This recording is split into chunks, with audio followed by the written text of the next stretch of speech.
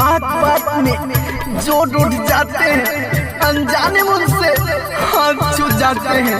कहते हैं बड़े कमजोर होते हैं प्यार के रिश्ते, हंसते हंसते दिल टूट जाते हैं, दिल टूट जाते हैं।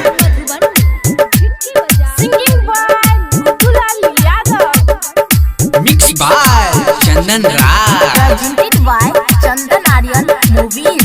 हाँ या गला महीना जियो शादी जो ना गे हर जाई। हाँ या गला महीना जियो शादी बना जाए वही तू सहजादी।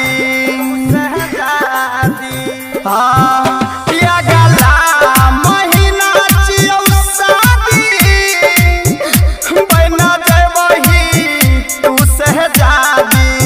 आ दोसरा महीना नजर नहीं बहुगे जान, तोरे वियोग में फसरी लगई बहुगे जान। तोहरे वियोग में फसरी लगई बहुगे मिक्स बाय चंदन राज।